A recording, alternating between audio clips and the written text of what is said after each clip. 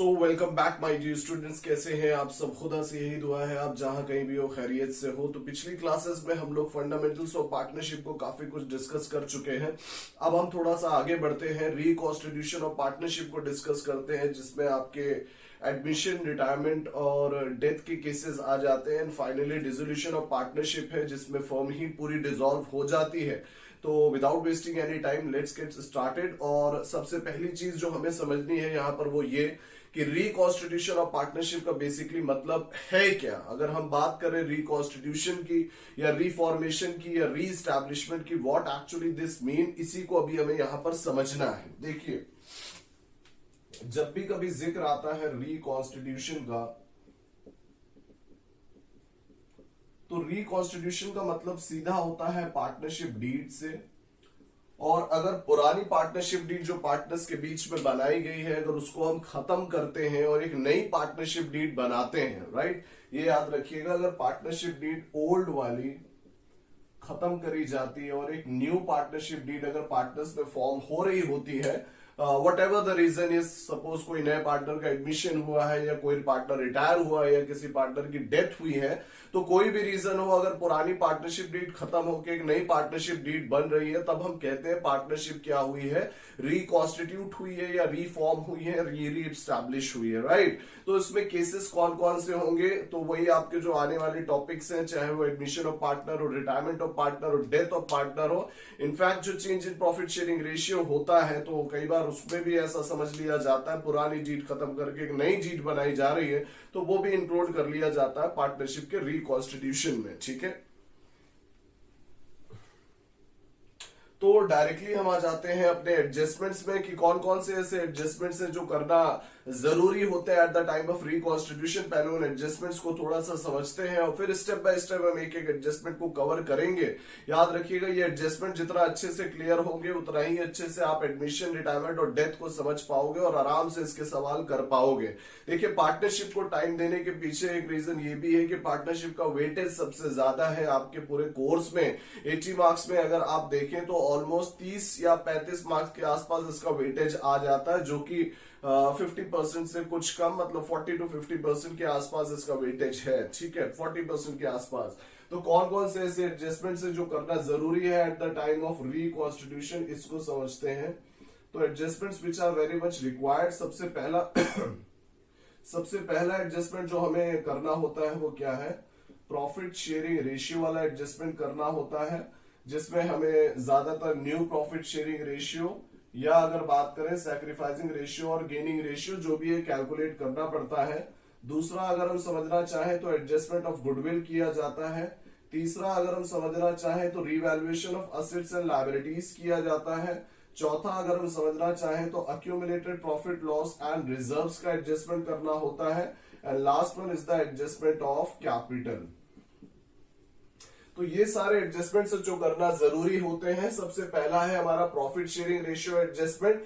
कि देखिए, सपोज कोई भी हम केस ले लें कि पार्टनर ए और बी फर्म को चला रहे थे और सपोज नया पार्टनर कोई वो एडमिट करते हैं पार्टनर सी, तो सी के आने से क्या होगा, पुराने जो पार्टनर्स हैं इनका जो शेयर है ना, इनका जो प्रॉफिट शेयरिंग रेशियो है वो क्या हो जाएगा, कम, बिकॉज पुरानी sorry for the disturbance, actually थोड़ा कोल्ड हो रखा है पानी में। तो शेयर पुराने पार्टनर्स का कम होगा, वही सैक्रिफाइस करेंगे तब जाके नए पार्टनर को शेयर मिलेगा। तो जो पार्टनर सैक्रिफाइस कर रहे होते हैं, जिस रेशियो में कर रहे होते हैं, उसी को कहते हैं सैक्रिफाइसिंग रेशियो। और रही बात न्यू रेशियो की, तो अभी तक फर्म को चला रहे थे ए और बी, इनके बीच में रेशियो कुछ और था, नए पार्टनर के आने से रेशियो चेंज हो जाएगा। तो दो चीजें बेसिकली आपको कैलकुलेट करनी है, new profit sharing ratio and sacrificing ratio. ये दो चीजें आपको निकालनी होगी जब कभी भी एडमिशन ऑफ न्यू पार्टनर होगा, ठीक है। अगर रिटायरमेंट डेथ की बात करें तो new ratio and gaining ratio वहां पर कैलकुलेट होता है। अभी हम उसमें आएंगे कैसे वो रेशियो निकालना है। तो कहने का मतलब ये था कि अभी तक पार्टनरशिप फर्म को ए और बी चला रहे थे अपने हिसाब से, जो भी म्यूचुअल एग्रीमेंट हुआ था वो ए और बी के बीच में आपस में हुआ था। अब जब नया पार्टनर सी ज्वाइन कर लेगा तो सी का भी म्यूचुअली एग्रीड होना बहुत जरूरी है। तो पुरानी पार्टनरशिप डीड को खत्म करके एक नई पार्टनरशिप डीड बनाई जाएगी, वो ऐसे ही कुछ है। तो अब जो न्यू पार्टनरशिप डीड बनेगी उसमें ए, बी एंड सी तीनों ही इंक्लूड हो जाएंगे और तीनों के म्यूचुअल एग्रीमेंट से वो डीड तैयार होगी and what ever the new profit sharing ratio और सैक्रिफाइसिंग रेशियो आएगा उसका फर्दर क्या यूज है वो हम आगे समझेंगे। एडजस्टमेंट ऑफ गुडविल की अगर हम बात करें तो आप ऐसे समझो कि कोई चीज ऐसी है जो पहले से चलती आई है, जो पुराने पार्टनर्स ने जो भी गुडविल बना रखी थी, अब नया पार्टनर उसमें अगर ज्वाइन करता है तो उसे बैठे बैठाए फायदा हो जाएगा। तो in order to take share in the profit या in order to compensate the sacrificing partners उससे शेयर ऑफ गुडविल मंगाया जाता है और जो प्रॉपरली सैक्रिफाइसिंग पार्टनर्स में सैक्रिफाइसिंग रेशियो में डिस्ट्रीब्यूट हो जाता है। याद रखिएगा सारे ओल्ड पार्टनर्स पे सारे ओल्ड पार्टनर्स में सैक्रिफाइसिंग रेशियो डिस्ट्रीब्यूट नहीं होता। सारे ओल्ड पार्टनर्स में गुडविल का हम डिस्ट्रीब्यूशन नहीं करते। गुडविल जो शेयर ऑफ गुडविल है नए पार्टनर की वो बिलोंग करती है सैक्रिफाइसिंग पार्टनर्स को क्योंकि उन्होंने सैक्रिफाइस किया होता है, राइट। तो उसको हम डिस्ट्रीब्यूट करेंगे सैक्रिफाइसिंग पार्टनर्स में इन द सैक्रिफाइसिंग रेशियो। अब अगर हम गुडविल की बात करें तो उसके कैलकुलेशन के लिए अलग अलग मेथड्स हैं और उसके बाद उसका ट्रीटमेंट जो होगा अकाउंटिंग वो अलग होगा, तो उसको हम बाद में डिस्कशन करेंगे। तो नेक्स्ट है revaluation of assets and liabilities. जब कभी भी नया पार्टनर का या रिकॉन्स्टिट्यूशन होगा, रिटायरमेंट, डेथ या एडमिशन, तो एसेट्स एंड लायबिलिटीज को दोबारा से रिवैल्यूड करा जाएगा। हो सकता है लास्ट अकाउंटिंग ईयर में जब हमने बैलेंस शीट बनाई थी उस टाइम एसेट्स एंड लायबिलिटीज कुछ और थी। आज जब नए पार्टनर का एडमिशन या रिटायरमेंट या डेथ हुई है तो assets and liabilities might change हुई होंगी क्योंकि डे टू डे हम जो भी बिजनेस एक्टिविटीज करते हैं उसका net effect assets and liabilities पे आता ही है, राइट। तो जब कभी रिकॉन्स्टिट्यूशन होगा एसेट्स एंड लायबिलिटीज को रिवैल्यूड करा जाएगा एंड नो डाउट कि वो जो रिवैल्यूएशन का प्रॉफिट या लॉस होगा it belongs to old partners in their old ratio, right. Next अगर हम बात करें accumulated profit loss and reserves की, तो जितना भी अनडिस्ट्रीब्यूटेड प्रॉफिट या लॉस या रिजर्व जो पुराने पार्टनर्स ने अपने प्रॉफिट में से अपना प्रॉफिट ना ले जा करके उसको रिजर्व के फॉर्म में बिजनेस में रखा था, तो अब जब नए पार्टनर का एडमिशन होगा या रिटायरमेंट या डेथ तो पुराने ये सारे reserves, undistributed profits and losses इनको खत्म करा जाएगा and they will be properly distributed in old partners in their old ratio. अब आप सोच रहे होंगे तो ऐसे तो बिजनेस को नुकसान हो सकता है आने वाले फ्यूचर के लिए, फिर अनसर्टेनिटी कोई हो गई तो कहां से कवर अप होगा, तो उसके लिए नए रिजर्व्स बनाए जाएंगे, उसमें नया पार्टनर जो है वो भी इंक्लूडेड होगा, राइट। तो ये हो गया। इसके बाद में एडजस्टमेंट ऑफ कैपिटल हम लोग समझेंगे कि जब पार्टनर्स अपनी कैपिटल को न्यू प्रॉफिट शेयरिंग रेशियो के हिसाब से रखना चाहते हैं प्रोपोर्शनैटली, तो इन दैट केस आपको एडजस्टमेंट ऑफ कैपिटल करना होता है जो कि वेरी मच ऑप्शनल है। इफ अगर कहा जाएगा क्वेश्चन में तो हम करेंगे, अदरवाइज नहीं, लेकिन हम यहां पर जरूर इसको डिस्कस करेंगे। ऑलमोस्ट सारे पॉइंट्स इसको हम कवर करेंगे। तो सबसे पहले आ जाते हैं प्रॉफिट शेयरिंग रेशियो में कि जब नए किसी पार्टनर का एडमिशन होता है तो न्यू रेशियो कैसे आता है एंड सैक्रिफाइसिंग रेशियो कैसे आता है। याद रखिएगा रिकॉन्स्टिट्यूशन का मतलब है old partnership comes to an end and new partnership deed is form. और एडजस्टमेंट्स कौन कौन से करने होते हैं? पहला प्रॉफिट शेयरिंग रेशियो, दूसरा गुडविल, तीसरा revaluation of assets and liabilities, चौथा accumulated profit loss and reserve and last में आता है हमारा एडजस्टमेंट ऑफ कैपिटल। ठीक है, तो पहला हमारा एडजस्टमेंट प्रॉफिट शेयरिंग रेशियो का, इसी को हम लोग स्टार्ट करते हैं। ओके,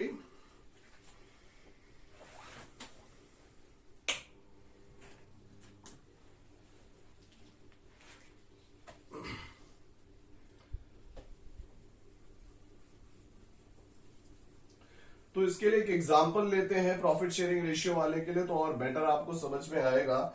सपोज, वैसे तो इसमें बहुत सारे केसेस हो सकते हैं, हम लोग यहां पर डिस्कस कर रहे हैं हमारा adjustment number 1, that is profit sharing ratio. ठीक है, तो एक एग्जांपल लेते हैं। एग्जांपल क्या है? सपोज P एंड Q ये दो पुराने पार्टनर्स हैं जो प्रॉफिट शेयर कर रहे थे 3:2 में, और न्यू पार्टनर फर्म को ज्वाइन कर रहा है मिस्टर R, और ये आ रहे हैं सपोज 1/10 शेयर के लिए। सिर्फ इतनी इंफॉर्मेशन दे रखी है और हमसे कहा गया है न्यू प्रॉफिट शेयरिंग रेशियो निकालो एंड सैक्रिफाइसिंग रेशियो निकालिए। तो कैसे करेंगे? तो देखो प्रॉपर, अब इसमें अकाउंटिंग तो यहां से कम है, जो चीज ज्यादा इंपॉर्टेंट है इसमें वो है सिंपल सी मैथमेटिक्स, वो हमें लगानी है और रेशियो हम कैलकुलेट कर लेंगे। कैसे करेंगे देखिएगा। Solution, let the total share, जो टोटल शेयर है फर्म का उसको हम क्या मान लेते हैं 1, इस 1 में से सबसे पहले हम नए पार्टनर का जो शेयर है इसको हटा देंगे, तो ये आएगा हमारा 9/10।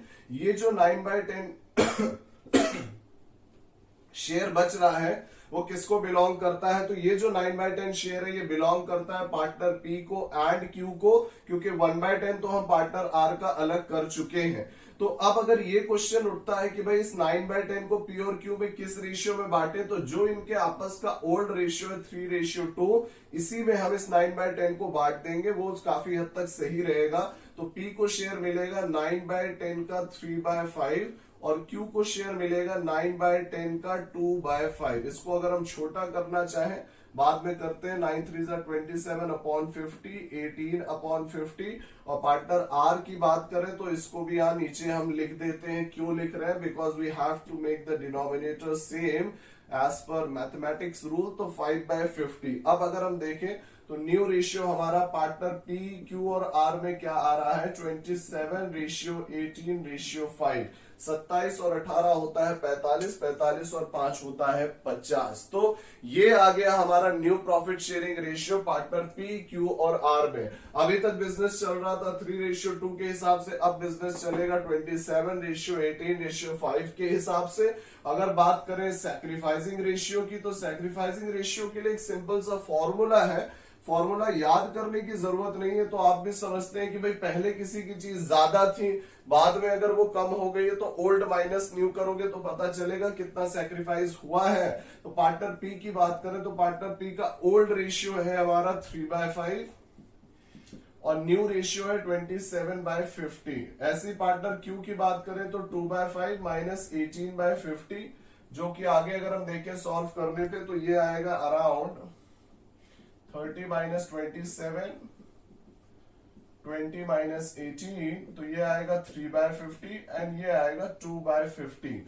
तो पार्टनर पी और क्यू का जो सैक्रिफाइसिंग रेशियो है वो कितना आ रहा है, 3:2। ये तो वही रेशियो हो गया जो पार्टनर का ओल्ड रेशियो था। तो देखिए लॉजिक समझिए ये क्यों सेम आ रहा है, बिकॉज जो पुराने पार्टनर्स हैं उन्होंने जो 1/10 शेयर के बाद 9/10 शेयर बचा उसको आपस में किस रेशियो में बांटा है, 3:2 में ही बांटा है। और अगर आप उसको वैसे भी अगर आप देखें कि जाहिर सी बात है अगर हम फॉर्मूला नहीं भी लगाते तब भी जो हमारा ओल्ड रेशियो था 3:2 यही हमारा सैक्रिफाइसिंग रेशियो आना था। बट बेटर ये है आप फॉर्मूला लगाओ, उसको कैलकुलेट करना सीखो, क्योंकि अगर रेशियो का कोई अलग से स्पेसिफिक क्वेश्चन आ जाता है तो आपको आना चाहिए। तो एक केस हमने ये लिया, अब दूसरा केस लेते हैं जिसमें हमें नए पार्टनर का शेयर नहीं दिया होता है, तो उसमें क्या करा जाता है उसको समझिएगा।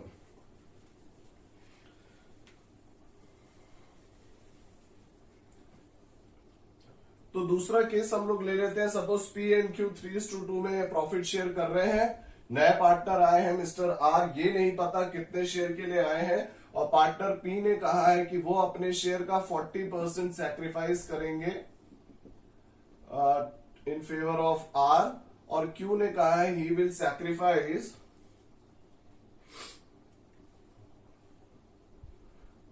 1/10 फ्रॉम हिज शेयर। ठीक है, दोनों में स्टेटमेंट में फर्क समझिएगा। 40% लिखा है पार्टनर पी ने, वो सैक्रिफाइस करेंगे ऑफ हिज शेयर, ये आगे याद रखिएगा, ये ऑफ हिज शेयर है मतलब अपने शेयर का 40%। और क्यू ने कहा है कि भाई वो भी सैक्रिफाइस करेंगे, पर वो सैक्रिफाइस करेंगे 1/10, कोई परसेंटेज वाला मैटर नहीं है। तो क्या कैलकुलेशन में कोई डिफरेंसेस आएंगे, लेट्स सी। तो पार्टनर पी का जो ओल्ड रेशियो है वो है 3/5, इसमें से वो सैक्रिफाइस कर रहे हैं 40%। तो 40% का मतलब हुआ, अगर हम 40% पहले कैलकुलेट कर लेते हैं तो 40% इसका पहले कितना होगा इसको समझ लें। तो ये आ रहा है 6/25, ऐसे ही कुछ आ रहा है। ठीक है, 3 2 6, 5 5 25। तो पार्टनर पी सैक्रिफाइस कर रहे हैं 6/25, इसको हम हटा दें तो इनके पास बचेगा क्या वो देख लेते हैं। इनके पास बचेगा 11/25, ये शेयर बचेगा पार्टनर पी के पास। ठीक है, सॉरी 15 - 6 हो जाएगा 9। आते हैं पार्टनर क्यू के पास, तो क्यू ने क्या कहा है कि वो सैक्रिफाइस करेंगे 1/10 फ्रॉम हिज शेयर। तो डायरेक्ट 1/10 हम माइनस कर दें तो 5 2 4 -1, तो इनके पास बचेगा 3/10।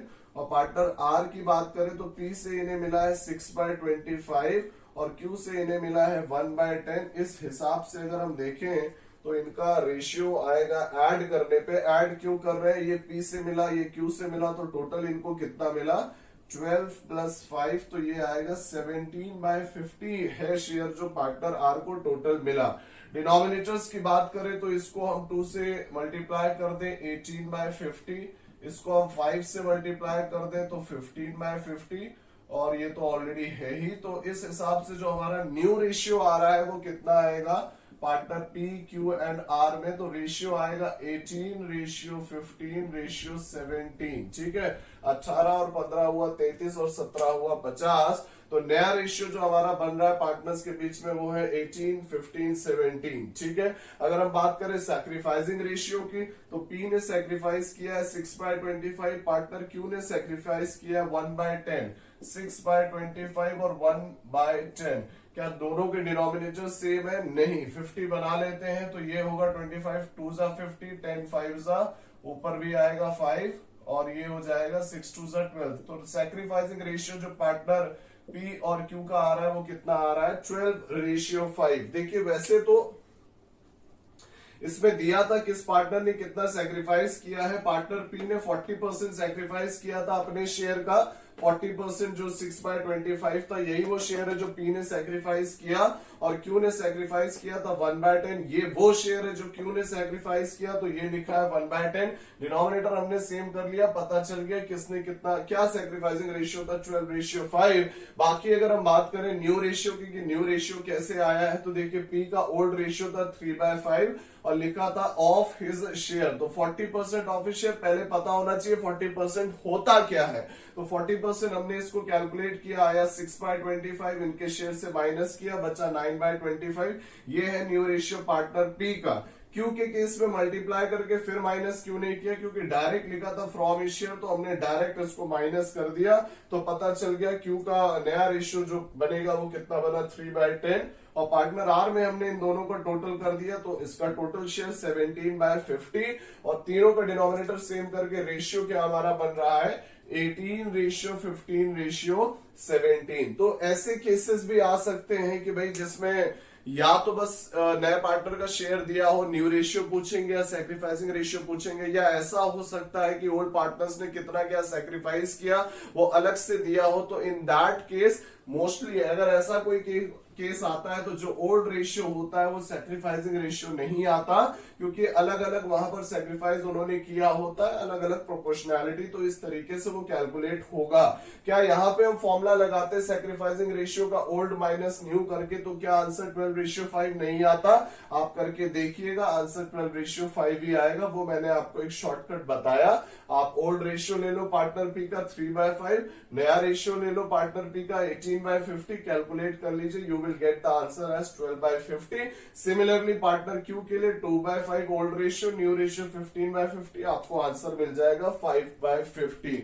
आई होप ये दो जो हमने एग्जांपल्स लिए उससे थोड़ा बहुत आपको समझ में आया होगा कि रेशियो का आखिरकार कैलकुलेशन कैसे कर रहे हैं। एक और एग्जांपल लेते हैं और बेहतर समझने के लिए।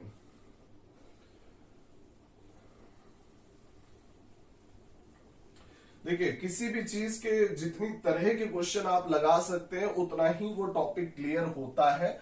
कोई भी आपका सब्जेक्ट हो, कोई भी आप टॉपिक सीखना चाह रहे हो, अगर आप उसके कई सारे टाइप्स ऑफ क्वेश्चंस लगाते हैं तो इट्स बेटर कि आपको वो टॉपिक और अच्छे से आएगा ही। तो पार्टनर पी और क्यू दो पुराने पार्टनर्स हैं, प्रॉफिट शेयर कर रहे हैं, थोड़ा सा चेंज कर लेते हैं यहाँ पर 5:3। नए पार्टनर आ रहे हैं आर, जो कि आ रहे हैं सपोज 1/10 शेयर के लिए। नए पार्टनर का शेयर दे दिया गया है और क्या लिखा है कि R took 60% of his share from P, and Q के लिए लिखा है sorry R took balance of his share, मतलब उसने बाकी का जो अपना शेयर का बैलेंस है वो किससे लिया, फ्रॉम क्यू।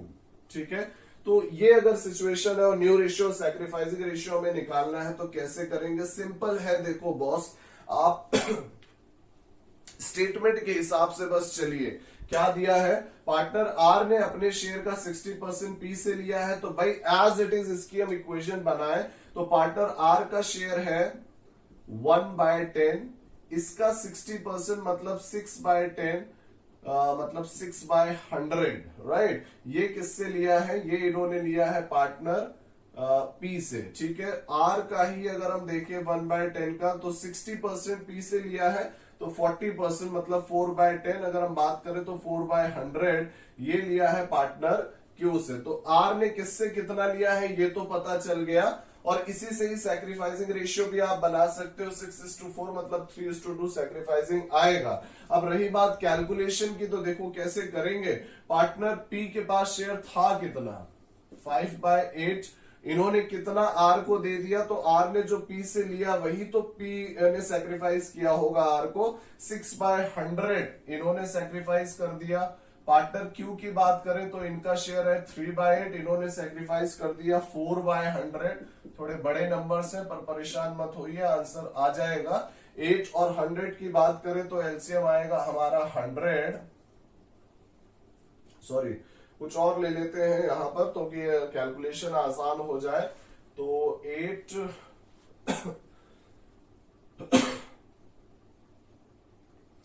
100 और 8 के लिए हम लोग 200 ले लेते हैं तो आंसर आ जाएगा, राइट। 25 के हिसाब से 100 में तो प्रॉब्लम हो जाएगा, पॉइंट में आ जाएगा, तो हम लोग यहाँ ले लेते हैं 200, ठीक है, दोनों तरफ। तो क्या इससे कैलकुलेशन हो जाएगा, हाँ हो जाएगा। यहाँ आएगा 8 200 8 25 5 सा ये हो जाएगा 125 माइनस 100 2 जा 6 2 जा 12, ये 125 है। इधर हम बात करें तो अगेन 8 और 100 का एलसीएम 200, देन 25 3 जा हो गया 75 माइनस 4 2 जा 8, तो ऊपर बच रहा है हमारा 113/200, और इधर हमारा बच रहा है 67/200, राइट। और पार्टनर आर की बात करें तो इनका टोटल शेयर है 1/10, क्योंकि हमें डिनोमिनेटर तो सेम करना ही होगा, तो 20 मल्टीप्लाई होगा तो ये आएगा 20/200। तो क्या बना new ratio partner P Q और आर का, तो न्यू रेशियो बन रहा है 113/67/20, ठीक है। ऐड करके देखेंगे तो सॉरी 113 और 67 ऐड करेंगे तो 180, 20 ऐड करेंगे तो 200, राइट। तो ये आ गया पार्टनर का न्यू प्रॉफिट शेयरिंग रेशियो। और रह गई बात सैक्रिफाइसिंग रेशियो की, तो याद रखना सैक्रिफाइसिंग रेशियो वही होता है जो पुराने पार्टनर से हम शेयर माइनस करते हैं, वही होता है, राइट। तो पुराने पार्टनर का जो शेयर से हमने माइनस किया 6/100 एंड 4/100, तो पार्टनर पी ने सैक्रिफाइस किया 6/100, पार्टनर क्यू ने सैक्रिफाइस किया 4/100, और अगर हम रेशियो बनाना चाहें तो रेशियो बनेगा 3:2। तो इस हिसाब से ये आया इनका सैक्रिफाइसिंग रेशियो, और ये है आपका न्यू प्रॉफिट शेयरिंग रेशियो। वैसे भी आप यहां पर देखो लिखा था 60% एंड 40%, तो रेशियो तो 3:2 ही था, सैक्रिफाइसिंग वो तो यहीं से पता चल रहा था। बट अगर उसको मैथमेटिकली कैलकुलेट करना है तो with the help of formula old ratio minus new आप कर सकते हो, 3:2 आएगा। और 113 67 एंड 20 ये आ गया पार्टनर का न्यू प्रॉफिट शेयरिंग रेशियो। तो 3 हमने एग्जांपल्स लिए, उससे टॉपिक थोड़ा क्लियर हुआ होगा कि जब भी कभी प्रॉफिट शेयरिंग रेशियो का एडजस्टमेंट होगा इन केस ऑफ एडमिशन, तो मैं ये नहीं कहता यही सारे केसेस होंगे, कुछ भी केस बनाया जा सकता है। आपके बुक्स में स्टडी मटेरियल में क्वेश्चंस होंगे, आप उससे प्रैक्टिस करो। ज्यादातर तो इसका जो एक कंप्लीट फुल फ्लेजेड क्वेश्चन आता है जिसमें रीवैल्यूएशन अकाउंट, कैपिटल और बैलेंस शीट बनाई जाती है, तो उसमें एक नॉर्मल सा रेशियो ओल्ड रेशियो दिया रहता है, नए पार्टनर का शेयर दिया होता है। आप जल्दी से न्यू रेशियो अपना निकाल लेना, केस नंबर 1 जो हमने अभी लिया था वैसे ही, और जो ओल्ड रेशियो होता है वही सैक्रिफाइसिंग होता है, ठीक है। 2 चीजें इनके पर्पस क्या है इनको कैलकुलेट करने के लिए, अब वो जल्दी से समझ लो। देखो न्यू प्रॉफिट शेयरिंग रेशियो का काम तो आगे इन फ्यूचर जब बिजनेस चलेगा, अब नए पार्टनर के एडमिशन के बाद वो तो इसी हिसाब से अब आगे चलेगा। फिलहाल के लिए जब आप एडजस्टमेंट ऑफ कैपिटल करेंगे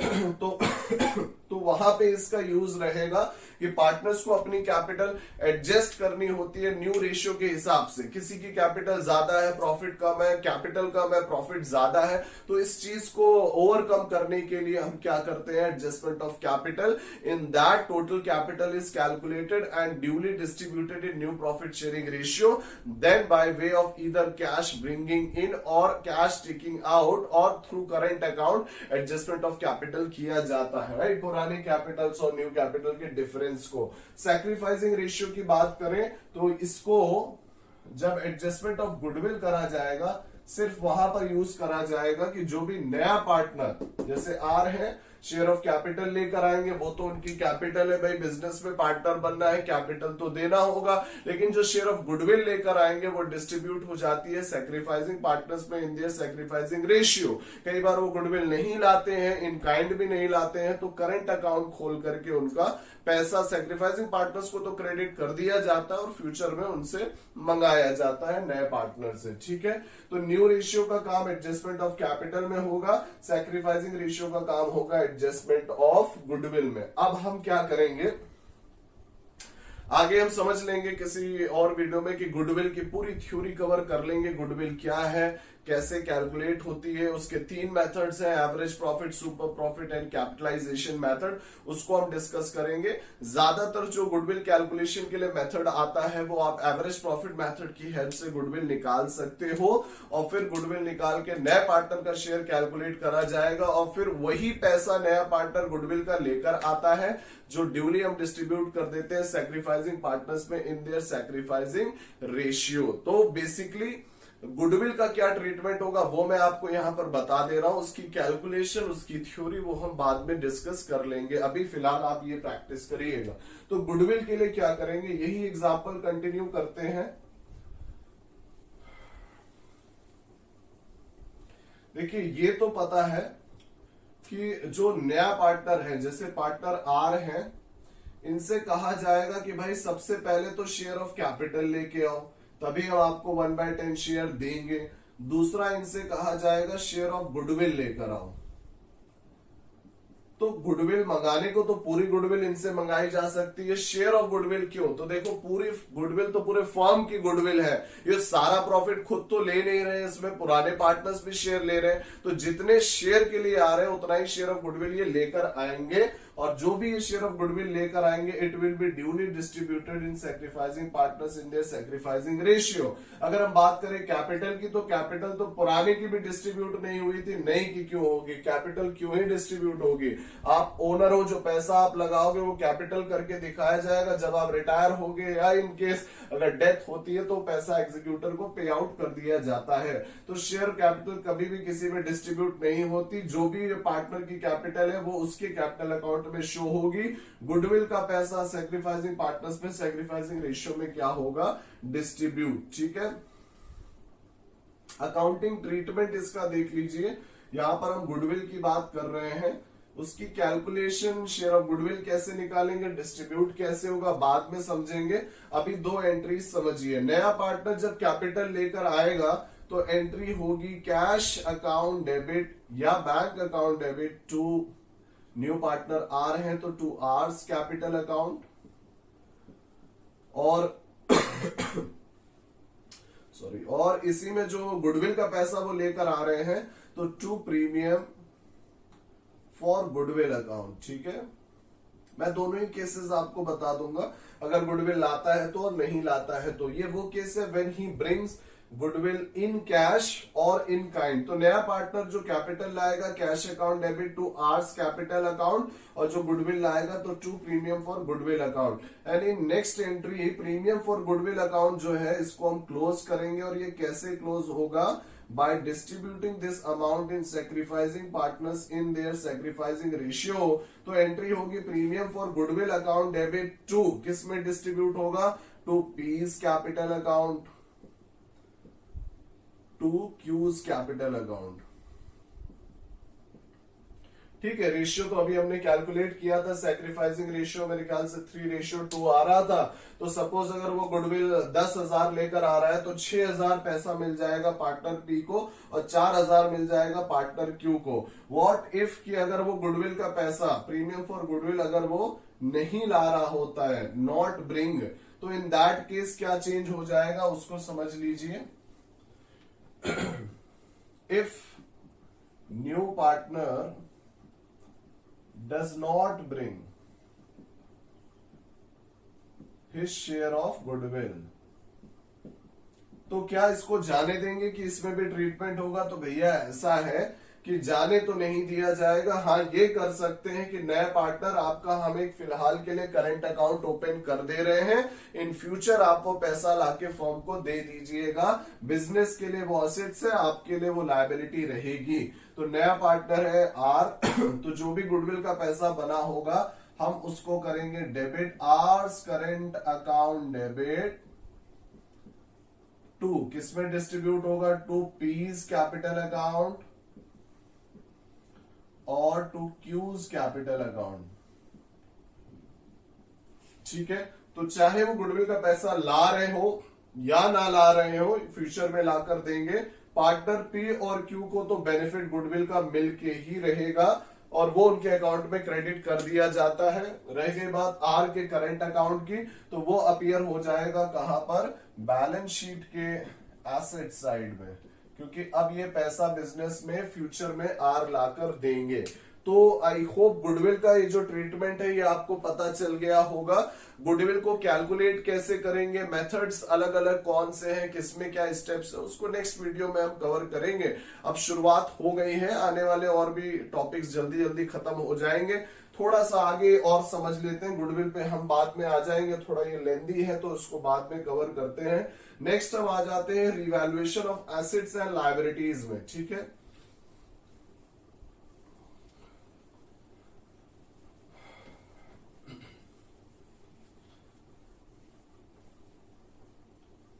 तो revaluation of assets and liabilities, तो revaluation of assets and liabilities मैंने बताया स्टार्टिंग में कि लास्ट फाइनेंशियल ईयर से क्लोज होने के बाद न्यू पार्टनर का जब एडमिशन हो रहा है या जब कोई पार्टनर रिटायर हो रहा है या जब किसी पार्टनर की डेथ हो गई है, इस दरमियान अगर बिजनेस ने एक्टिविटीज करी है, अगर क्या फॉर श्योर करी होंगी, तो उससे असेट्स एंड लायबिलिटीज ऑल्टर हुई होंगी, चेंज हुई होंगी। उस चेंज को रिकॉर्ड करने के लिए एक अकाउंट बनाया जाता है, रीवैल्यूएशन अकाउंट। कौन सा अकाउंट बनता है? Revaluation account. बहुत सिंपल सा अकाउंट है, बहुत इजी है, बस समझने की देरी है। रीवैल्यूएशन अकाउंट बेसिकली हम असेट्स एंड लायबिलिटीज में जो चेंजेस हो रहे हैं, जो रीवैल्यूएशन हम उसका कर रहे हैं, उसको हम रिकॉर्ड करते हैं। इफ असेट्स बढ़ी हैं, घटी हैं, लायबिलिटीज बढ़ी हैं, घटी है, वो सब चीजें इसमें आएंगी और जो भी इसका डिफरेंस होगा प्रॉफिट या लॉस, वो डिस्ट्रीब्यूट हो जाएगा ओल्ड पार्टनर्स में इन देयर ओल्ड रेशियो। तो अगर हम बात करें इसके फॉर्मेट की, तो बेसिकली रीवैल्यूएशन अकाउंट एक नॉमिनल अकाउंट है नेचर वाइज, और नॉमिनल अकाउंट का मतलब हुआ कि सारे जो लॉसेज हैं वो आप करोगे डेबिट और सारे जो प्रॉफिट्स हैं वो क्या करोगे आप? Credit. Nominal account says all expenses and losses are debited, all incomes and profits are credited. तो असेट्स एंड लायबिलिटीज से जुड़े हुए प्रॉफिट्स कब कब हो सकते हैं? तो बहुत सिंपल है, अगर कोई असेट्स की वैल्यू बढ़ रही है तो वो प्रॉफिट है, अगर कोई लायबिलिटीज की वैल्यू घट रही है तो वो प्रॉफिट है, और तीसरा अगर कोई अनरिकॉर्डेड असेट्स हमें मिल जाती हैं तो अगेन वो हमारे लिए क्या है? प्रॉफिट। ठीक है, असेट्स का बढ़ना, मशीनरी की वैल्यू 1 लाख थी, रीवैल्यूड हुआ, पता चला वैल्यू 1,20,000 हो गई, तो 20,000 से जो इंक्रीज हुई असेट्स वो हम क्रेडिट करेंगे। लायबिलिटीज अगर कम होती है, क्रेडिटर्स 50,000 के, बट अब ये क्लियर हो गया उनको हमें 5,000 कम देना होगा, तो 5,000 से जो क्रेडिटर्स कम होंगे वो यहां पर आएंगे। एंड सपोज कोई एक ऐसी एसेट है जो हमने पहले से रिकॉर्ड नहीं की थी और बिजनेस के पास वो एसेट्स थी, तो अब जब रिकॉर्ड करेंगे तो भाई एसेट्स मिलना किसको नुकसान लगेगा, किसको बुरा लगेगा? एक फायदा है, तो यहां पर हम करेंगे क्रेडिट। लॉस की बात करें तो वाइस वर्सा, इसी का जस्ट उल्टा है कि अगर एसेट्स की वैल्यू घट रही है लॉस, अगर लायबिलिटीज की वैल्यू बढ़ रही है तो लॉस, और अगर कोई अनरिकॉर्डेड लायबिलिटी मिल जाती है तो भी हमें क्या होगा, लॉस। ठीक है, इफ अगर क्रेडिट साइड डेबिट साइड से ज्यादा आता है तो आएगा प्रॉफिट ऑन रिवैल्यूएशन, जो डिस्ट्रीब्यूट होगा ओल्ड पार्टनर्स में ओल्ड रेशियो में, और अगर आता है डेबिट ज्यादा आता है क्रेडिट से तो होगा लॉस, और ये भी डिस्ट्रीब्यूट होगा ओल्ड पार्टनर्स में इन देयर ओल्ड रेशियो। प्रॉफिट हो या लॉस हो, डिस्ट्रीब्यूट होगा ओल्ड पार्टनर ओल्ड रेशियो में। बस ये याद रखना, असेट्स एंड लायबिलिटीज में जो चेंजेस है, जितने से भी असेट्स चेंज हो रही है, जितने से भी लायबिलिटीज चेंज हो रही है, सिर्फ यही चीजें रिकॉर्ड होती है और कुछ नहीं। असेट्स का बढ़ना अगर हम क्रेडिट कर रहे हैं तो असेट्स का घटना हम डेबिट करेंगे, लायबिलिटीज का घटना अगर हम क्रेडिट कर रहे हैं तो उसका इंक्रीज होना वी विल डेबिट इट। अगर कोई अनरिकॉर्डेड असेट्स पता चल रही है तो हम क्रेडिट कर रहे हैं, और लायबिलिटीज रिकॉर्ड हो रही है तो क्या करेंगे, डेबिट। तो क्या इसके बस एक ही इफेक्ट होते हैं कि इसके फर्दर और भी कोई दूसरे इफेक्ट्स होते हैं? तो देखिए, हर एडजस्टमेंट्स के दो इफेक्ट्स होते हैं। इफ अगर डेबिट में कोई चेंजेस आ रहा है तो सब्सिक्वेंटली क्रेडिट में भी कुछ चेंज आ रहा होगा। फॉर एग्जांपल कि मशीनरी की वैल्यू चेंज हुई है तो एक इफेक्ट तो हमने यहां दिखा दिया, दूसरा इफेक्ट अभी पेंडिंग है कि जब बैलेंस शीट आप बनाएंगे, न्यू फर्म की जो balance sheet, revised balance sheet बनेगी, उसमें मशीनरी की वैल्यू आपको बढ़ानी होगी। क्रेडिटर्स कम हुए हैं तो क्रेडिटर्स कम करने होंगे, कोई अनरिकॉर्डेड असेट्स पता चली है तो उसको प्रॉपरली शो करना होगा on the asset side of balance sheet. और अगर कोई लायबिलिटीज पता चली है अनरिकॉर्डेड, मान लीजिए कोई एक ऐसा आउटस्टैंडिंग एक्सपेंसेस था, कोई ऐसा आउटस्टैंडिंग बिल था जिसका पेमेंट अभी तक नहीं हुआ, तो उसको हमें प्रॉपर रिकॉर्ड करना होगा। फर्स्ट इफेक्ट रिवैल्यूएशन अकाउंट के डेबिट साइड में to unrecorded liability, and second उसको दिखाएंगे न्यू फर्म की जो रिवाइज्ड बैलेंस शीट है उसके लायबिलिटीज साइड में। तो हर एडजस्टमेंट्स के दो दो इफेक्ट इस हिसाब से हो जाएंगे, पहला रिवैल्यूएशन अकाउंट में और दूसरा बैलेंस शीट में। और याद रखिए, इसका जो बैलेंस होगा, प्रॉफिट और लॉस ऑन रिवैल्यूएशन डिस्ट्रीब्यूट होता है ओल्ड पार्टनर्स में इन देयर ओल्ड रेशियो। यहां पे सैक्रिफाइसिंग रेशियो का कोई काम नहीं है, ओल्ड रेशियो का काम है जो पुराने पार्टनर्स के बीच का रेशियो था। क्यों? क्योंकि नए पार्टनर से कोई लेना देना नहीं है। इसको और थोड़ा डेट वाइज समझ लो। लास्ट फाइनेंशियल ईयर हमने क्लोज किया है 31 मार्च में, न्यू पार्टनर का एडमिशन हो रहा है 1 जुलाई को। तो पूरा अप्रैल, पूरा मई, पूरा जून किसने काम किया बिजनेस में? पार्टनर पी एंड क्यू ने।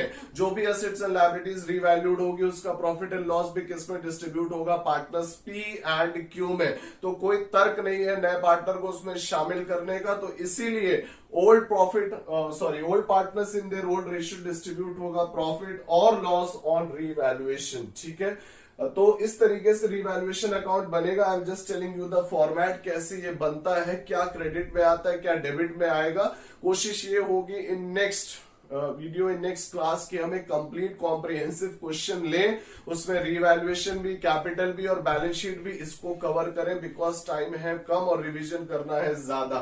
तो अब एक और एडजस्टमेंट है regarding adjustment of accumulated profit loss and reserve, उसको समझ लेते हैं। ठीक है,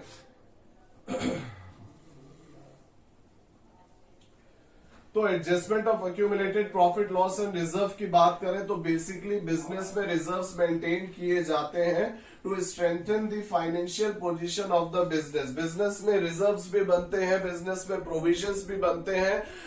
इन 11th you have already studied कि रिजर्व्स क्रिएट किए जाते हैं out of profit to strengthen the financial position, and provisions are created for a known liability. Suppose कि हर बिजनेस को पता है कि उनको हर साल टैक्स पे करना है, तो हर साल टैक्स पे करने का मतलब क्या है? अगर आप उसके लिए पहले से प्रोविजन बना लेते हैं, इट्स बेटर कि आपको जब टैक्स देना ही है उसके लिए पहले से पैसा अलग रखने का मतलब है you are creating provision for tax. ठीक है, अगर हम बात करें रिजर्व्स की, तो रिजर्व्स बनते हैं किसी भी फ्यूचर अनसर्टेनिटी को कवर अप करने के लिए, उसके लॉसेस को। यू नेवर नो कि कौन सा लॉस कब हो सकता है, इट्स बेटर कि आप उसके लिए पहले से रिजर्व बनाकर चलें।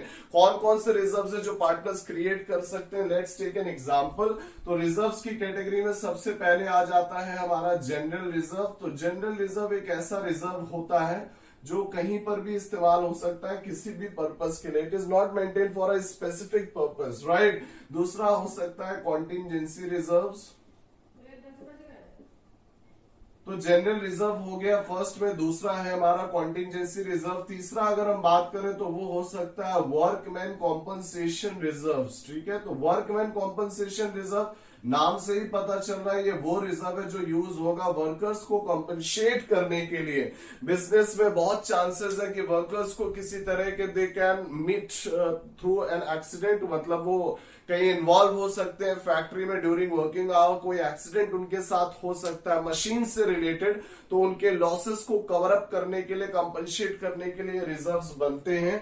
या अगर हम बात करें इन्वेस्टमेंट फ्लक्चुएशन रिजर्व की, या अगर हम बात करें तो ये सारे वो रिजर्व्स हैं जो पार्टनर्स क्रिएट करते हैं आउट ऑफ प्रॉफिट। और भी वेरियस टाइप्स ऑफ रिजर्व हो सकते हैं। तो पुराने पार्टनर्स अगर कोई रिजर्व बना रहे हैं, कहां से बनाएंगे क्वेश्चन ये उठता है, तो जो भी उनका प्रॉफिट था उस प्रॉफिट को ना लेकर के, अपने कैपिटल अकाउंट में ना लेकर के, उन्होंने उसका क्या क्रिएट कर लिया, रिजर्व। क्या हमेशा रिजर्व ही मतलब पार्टनर्स क्रिएट करते हैं? तो मोस्टली ऐसा भी होता है कि कोई अनडिस्ट्रीब्यूटेड प्रॉफिट भी होता है कि प्रॉफिट को एज इट इज रिटेन कर लिया गया है, उसका ना तो कोई रिजर्व बना है और ना ही उसको पार्टनर्स ने आपस में डिस्ट्रीब्यूट किया है। वो आपको याद होगा बैलेंस शीट के लायबिलिटीज साइड में as a profit and loss in bracket profit करके अपीयर होता है। ये वो प्रॉफिट है जो पार्टनर्स ने आपस में डिस्ट्रीब्यूट नहीं किया है। तो प्रॉफिट एंड लॉस का अगर क्रेडिट बैलेंस है, याद रखना प्रॉफिट एंड लॉस का अगर क्रेडिट बैलेंस है तो ये वो प्रॉफिट है which has not been distributed by the partners yet.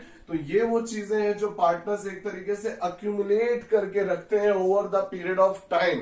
कई सालों से प्रॉफिट इन्होंने नहीं लिया, उसका इन्होंने क्रिएट कर रखा है रिजर्व। तो ये अपीयर हो रहा होगा बैलेंस शीट के लायबिलिटीज साइड में। अगर हम बात करें अक्यूमुलेटेड लॉसेस की, तो बहुत सारे ऐसे लॉसेस भी हैं जो अक्यूमुलेट करके रख सकते हैं। बहुत सारे तो नहीं, दो ही तरह के हैं। या तो प्रॉफिट एंड लॉस का डेबिट बैलेंस होगा, तो डेबिट बैलेंस का मतलब है ये वो लॉस है जो पार्टनर्स ने डिस्ट्रीब्यूट नहीं किया, अब इसको फ्यूचर में उन्होंने रखा था कि राइट ऑफ करेंगे थोड़ा थोड़ा करके। बहरहाल तो जो भी प्रॉफिट एंड लॉस का डेबिट बैलेंस है वो हम यहां पर लेंगे। और दूसरा हम क्या लेंगे, advertisement expenditure account. Advertisement expenditure का मतलब क्या हुआ, ये एक डेफर्ड रेवेन्यू एक्सपेंडिचर है। इन क्लास 11 आपने इसके बारे में पढ़ रखा है कि ये वो रेवेन्यू एक्सपेंडिचर्स होते हैं जिनका मतलब नाम अगर देखें, नाम के हिसाब से तो ये रेवेन्यू है, पर इसका बेनिफिट हमें मोर देन 1 ईयर्स के लिए मिल रहा होता है। तो इसको हम एसेट्स में दिखाते हैं एज अ डेफर्ड रेवेन्यू। तो एडवर्टाइजमेंट अगर सस्पेंस अकाउंट कोई आप देखिएगा, इसको भी हमें राइट ऑफ करना होगा, खत्म करना होगा। तो जो भी एक्यूमुलेटेड रिजर्व्स हैं या प्रॉफिट है या एक्यूमुलेटेड लॉस है, इन सबको क्लोज करा जाएगा। और ये कैसे क्लोज होगा, by distributing them old partners in their old ratio. तो इसके लिए कुछ नहीं करना है, कैपिटल अकाउंट में इसके इफेक्ट आएंगे और बैलेंस शीट से ये पूरी चीज क्या हो जाएगी, डिसअपियर। तो बेसिकली एक हम एंट्री यहां पर पास करेंगे क्या तो जितने भी रिजर्व्स हैं, ऑल रिजर्व्स अकाउंट डेबिट। ठीक है, वैसे तो रिजर्व्स होते हैं क्रेडिट, लेकिन एंट्री में हम इन्हें करेंगे डेबिट। तो सारे रिजर्व्स हमारे हो जाएंगे डेबिट। इसमें एक्यूमुलेटेड प्रॉफिट भी आ गया। ये सारे रिजर्व्स हम क्या कर देंगे, पार्टनर्स में डिस्ट्रीब्यूट करेंगे। और कौन से पार्टनर्स में डिस्ट्रीब्यूट होगा, to old partners capital account. भैया ये बनाया ही ओल्ड पार्टनर्स ने है, तो इसका बेनिफिट तो ओल्ड पार्टनर को ही मिलेगा। तो सारे ही रिजर्व्स डिस्ट्रीब्यूट होंगे ओल्ड पार्टनर्स कैपिटल अकाउंट में। और अगर हम बात करें लॉसेस की, तो लॉसेस भी डिस्ट्रीब्यूट करना होगा, खत्म करना होगा। तो एंट्री हो जाएगी old partner capital account debit to old partners capital account debit to accumulated losses account. ठीक है, मैं ऑल लॉसेस कर दे रहा हूं, आप समझ जाइएगा। दो ही तरह के लॉसेस आपको मिलेंगे, profit and loss debit balance और एडवर्टाइजमेंट सस्पेंस अकाउंट करके। तो रिजर्व्स हैं तो all reserves account debit old partners capital account, और सारे रिजर्व्स यहां से क्लोज हो जाएंगे। और पार्टनर्स कैपिटल अकाउंट उतने ही से हो जाएगा क्रेडिट ओल्ड पार्टनर्स का। और जितने भी लॉसेस हैं वो सारे हम कैपिटल अकाउंट में बेसिकली क्या कर देंगे, डेबिट। तो अगर हम बात करें रीवैल्यूएशन की या accumulated profit loss and reserve की, तो ये सारा किस पे डिस्ट्रीब्यूट होता है, ओल्ड पार्टनर्स में इन देयर ओल्ड रेशियो। बिकॉज वो सारी चीजें कहीं ना कहीं कंप्लीटली किसको बिलोंग करती हैं, ओल्ड पार्टनर्स को। गुडविल में हमने देखा वो पैसा किस में डिस्ट्रीब्यूट हो रहा है, सेक्रीफाइसिंग पार्टनर्स में इन देयर सेक्रीफाइसिंग रेशियो। कोई भी एडजस्टमेंट उठा के देख लीजिए, न्यू पार्टनर का कोई बेसिकली बेसिकली काम कहीं पर नहीं होना है, न्यू रेशियो का कोई यूज ही नहीं होना है। जहां न्यू रेशियो का यूज होगा वहीं नया पार्टनर इन्वॉल्व होगा। लेकिन अगर हम बात करें एडजस्टमेंट ऑफ कैपिटल की, तो उसमें नया पार्टनर इन्वॉल्व हो जाता है। इन अदर वर्ड्स कि वहां पर कैपिटल हमें एडजस्ट करनी होती है, डिस्ट्रीब्यूट करनी होती है न्यू पार्टनर्स में in the new profit sharing ratio. तो पहले तो हमें सीखना है विदाउट एडजस्टमेंट ऑफ कैपिटल वाला जो क्वेश्चन है, जिसमें बाकी सारे एडजस्टमेंट तो है, वो अच्छे से सीखना है। क्योंकि जब तक कैपिटल बैलेंसेस सही नहीं आएंगे, हम एडजस्टमेंट ऑफ कैपिटल को कैलकुलेट या उसको हम एडजस्ट नहीं कर सकते। तो क्या क्या चीजें आज हमने कोशिश करी कवर करने की। एक और पॉइंट याद आ गया, उसको भी यहां पर कवर अप कर लेते हैं। वो क्या कि कई बार ऐसा होता है कि बैलेंस शीट के एसेट साइड में ऑलरेडी कोई गुडविल अपीयर हो रही होती है।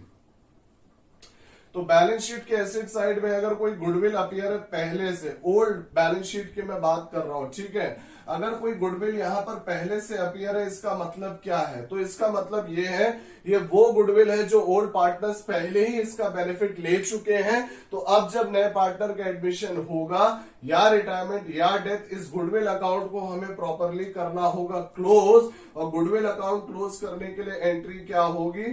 तो ऑल पार्टनर्स ना लिख करके यहां पर हम लेंगे old partners capital account debit. ठीक है, सारे ओल्ड पार्टनर्स का कैपिटल अकाउंट हम डेबिट करेंगे और क्रेडिट किसको करेंगे? गुडविल अकाउंट को। ठीक है, क्या रेशियो लेंगे? Old partners old ratio. क्यों ऐसा कर रहे हैं? देखिए, गुडविल का बेनिफिट ओल्ड पार्टनर्स ले चुके हैं, पहले ही उनके अकाउंट में पैसा क्रेडिट हो गया। अब इस अकाउंट को हमें करना है क्लोज, तो इसको प्रॉपरली अब हमें क्या करना होगा? डेबिट, तभी ये होगा क्लोज। याद रखिए, कोई भी चीज डेबिट में है, अगर आप उसे क्रेडिट करोगे तभी वो क्लोज होगी। गुडविल एसेट्स में थी, डेबिट साइड में, देखिए एंट्री में हमने किया क्रेडिट, तो ये हो गया अकाउंट क्लोज। और पार्टनर्स कैपिटल अकाउंट का क्या हो गया? पार्टनर्स के कैपिटल अकाउंट क्या हो गए? डेबिट, मतलब कम।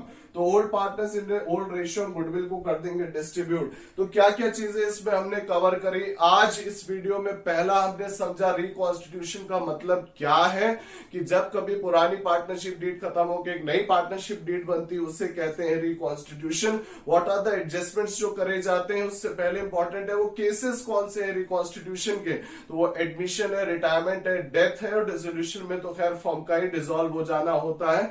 वो रिकॉन्स्टिट्यूशन का पार्ट नहीं, क्योंकि फॉर्म ही डिसॉल्व हो जाएगी, पार्टनरशिप भी वहां खत्म हो जाती है। तो एडमिशन हो, रिटायरमेंट हो या डेथ हो, वो एडजस्टमेंट्स कौन कौन से जो करना जरूरी है? प्रॉफिट शेयरिंग रेशियो, जिसमें हमने सीखा न्यू रेशियो निकालना, सैक्रिफाइसिंग रेशियो निकालना, रिटायरमेंट में बढ़ जाएंगे तो वही गेनिंग रेशियो वहां पर आ जाएगा। दूसरा हमने समझा एडजस्टमेंट ऑफ गुडविल, नया पार्टनर जो गुडविल लाएगा तो क्या ट्रीटमेंट होगा, नहीं लाता है तो क्या ट्रीटमेंट होगा, और कोई पहले से गुडविल अपीयरिंग है बैलेंस शीट में तो उसका क्या ट्रीटमेंट करेंगे, वो भी मैंने आपको बताया। तीसरा अगर हम बात करें तो वहां पर आ जाते हैं adjustment of revaluation of assets and liabilities. तो उसके लिए रीवैल्यूएशन अकाउंट तैयार होगा, जिसमें एसेट्स एंड लायबिलिटीज से रिलेटेड हम सारी चीजें, इफ अगर कोई एसेट्स एंड लायबिलिटीज बढ़ती हैं या घटती हैं, जो भी टाइम पीरियड था, तो उसको हम रिकॉर्ड करते हैं, और उसका जो भी डिफरेंस होता है प्रॉफिट या लॉस, वो हम डिस्ट्रीब्यूट करते हैं ओल्ड पार्टनर्स में इन देयर ओल्ड रेशियो। नेक्स्ट हमने क्या देखा कि अगर कोई एक्यूमुलेटेड प्रॉफिट लॉस और रिजर्व है जो ओल्ड पार्टनर्स ने बना रखा था, तो उसको हम यहां पर क्लोज करेंगे। इफ अगर कोई रिजर्व्स वगैरह है तो वो सारा पार्टनर्स कैपिटल अकाउंट में क्रेडिट होगा, और अगर कोई लॉस वगैरह है तो पार्टनर्स कैपिटल अकाउंट में क्या हो जाएगा? डेबिट। तो ये चार एडजस्टमेंट्स इसमें हमारे कवर हो गए हैं। जो रह गया है इसमें वो ये कि गुडविल के मेथड्स क्या है, गुडविल की थ्योरी क्या है, वो हम कवर करेंगे। उसी में एक टॉपिक आ जाता है hidden goodwill, that will also we will complete it in the next upcoming videos.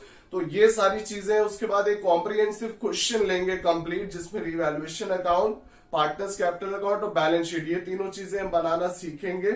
और फिर बाद में आएंगे हम एडजस्टमेंट ऑफ कैपिटल में। याद रखिएगा, एडजस्टमेंट एडमिशन ऑफ पार्टनर का अगर आप क्वेश्चन अच्छे से कर लेते हैं विद एडजस्टमेंट ऑफ कैपिटल, तो रिटायरमेंट और डेथ में आपको कोई प्रॉब्लम नहीं होने वाली, क्योंकि ऑलमोस्ट यही चीजें आप वहां पर भी बनाते हो, बस थोड़ा बहुत कैलकुलेशन में डिफरेंस होता है। ठीक है, तो आई होप जो भी चीजें आज बताई गई इसमें, जो भी कोशिश थी कि भाई ये सारी चीजें आप तक हम पहुंचा पाए। इफ अगर आपको ये चीजें ठीक लग रही हो तो डू इसको शेयर आप करें, और बार बार आप इसको देखो। देखिए, यहाँ पर अब सीखने सिखाने वाला ये जो कोई टाइम अब है नहीं, बिकॉज बहुत ही नियर बाय आपके एग्जामिनेशंस है।